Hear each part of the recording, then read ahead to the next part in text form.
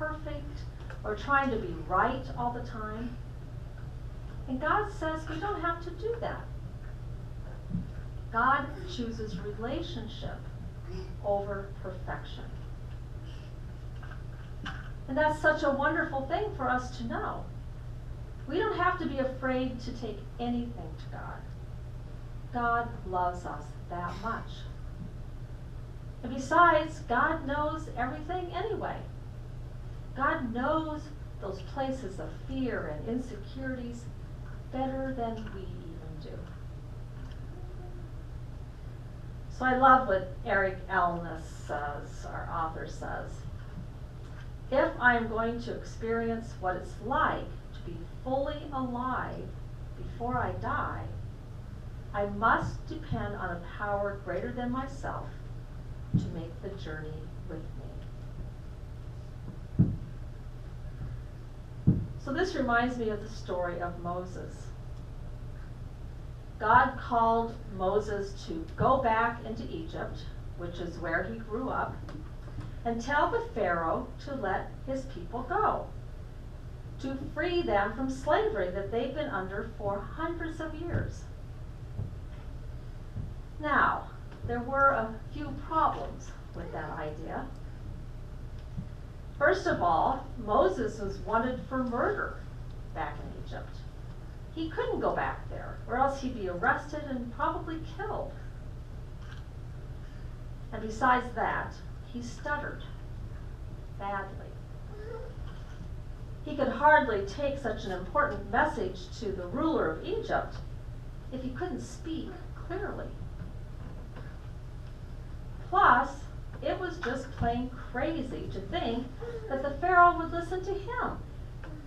The Pharaoh didn't listen to anyone except Pharaoh.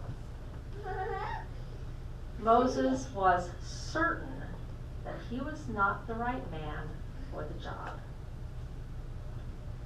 But God kept working on him, and Moses finally agreed. He made the decision to empty himself of all of his fears and insecurities and remain open to depending on God for each step of his journey. Now, how did Moses do that? There's no way he accomplished all that he did on his own power. He had to take time to listen to where God was leading him. He had to have quiet time before God. And the same is true for us. The only way we can depend on God like that is to also spend quiet time with God. So there are many ways for us to do this. But one simple and practical way is to find a comfortable chair to sit in, maybe even a straight-backed chair with both of your feet on the ground. It helps you pay more attention to what you're doing. And be sure you won't be interrupted or distracted during that time. And sometimes it's helpful for us to have an image of God to focus on. Or some people really like the breath prayer. The breath prayer is when you find a helpful description of God, like generous God, or loving God, or faithful God. And you breathe those words in, and then you think of your request for God. Give me strength. Help me make it through the day. Fill me with peace. And you breathe those words out. So, faithful God, fill me with peace. And you say those words over and over again. So just start with 5 minutes every day and be quiet before God. And when your thoughts go to other things, like anxieties about your day or what you think you should be doing during those 5 minutes, acknowledge those thoughts, but gently bring yourself back to God. There are many voices competing for our attention every minute of every day.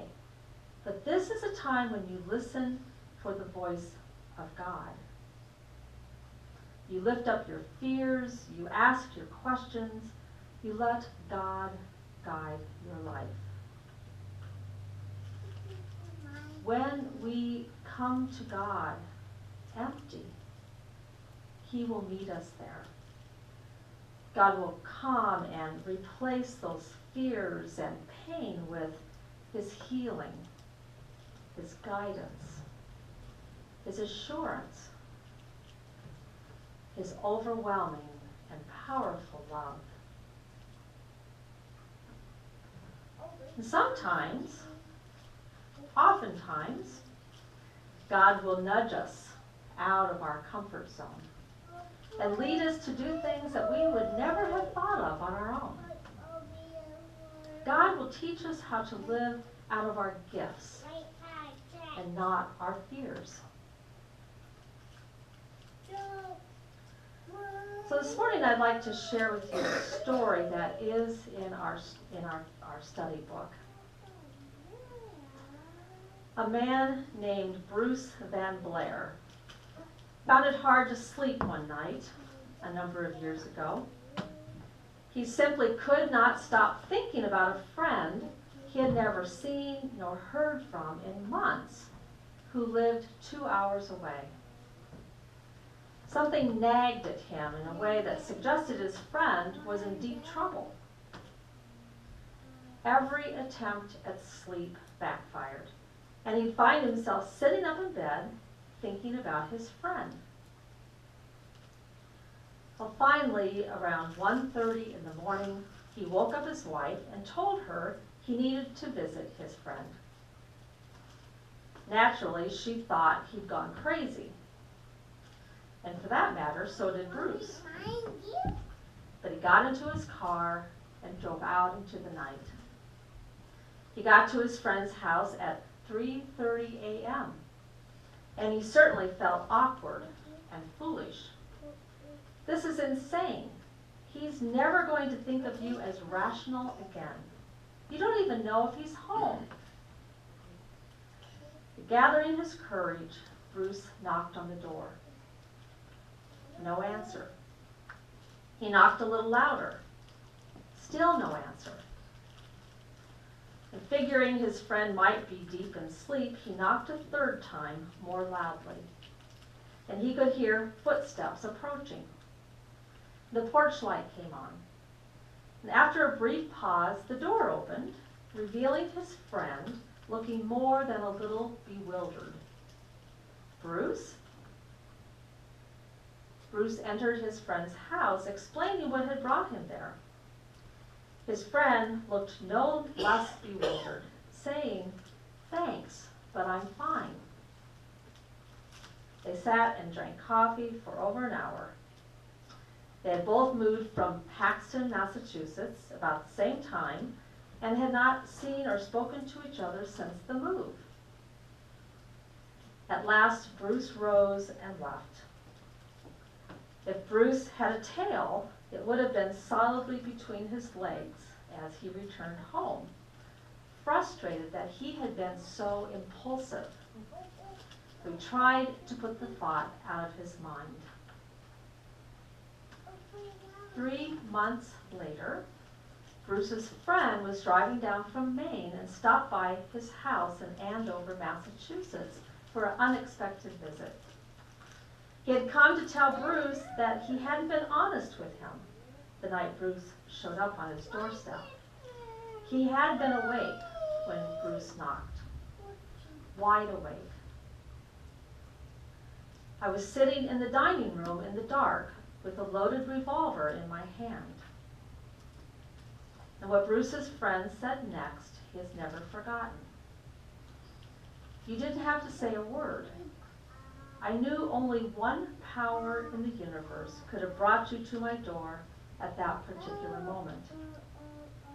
I had drifted far from God, But in that moment, I knew God still cared about me. So I decided I better hang around a little longer to see what God wanted me to do.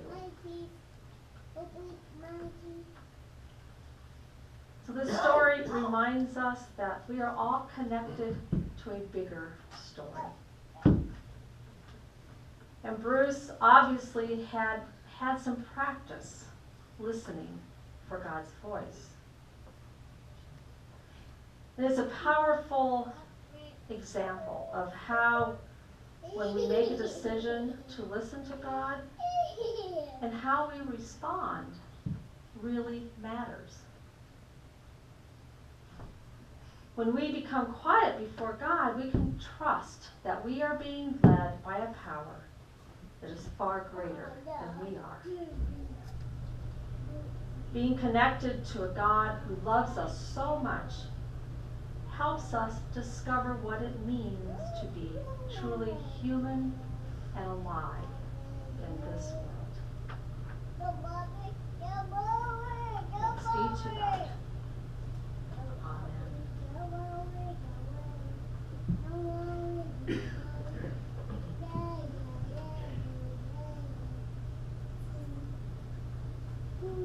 So each week during this season of Lent, we will take some time to reflect, accompanied by some music. And this week, we focus on how the things that fill us, our ego, our fear of being unloved, our worry of not measuring up, they need to be emptied so that we might live. So on the little piece of paper that you received in your bulletin, I invite you to write on the piece of paper something that you need to let go of, something that needs to die in order that you can live more fully, something you need to let go of, something that you need to let die in order that you can live more fully. And when you've written something down, I want you to pray out about it. And I invite you to keep your piece of paper all through the week. And let it remind you that you need to bring this thing before God and ask for help in letting it go. So perhaps it can be your prayer focus for the week. I got mine with silence.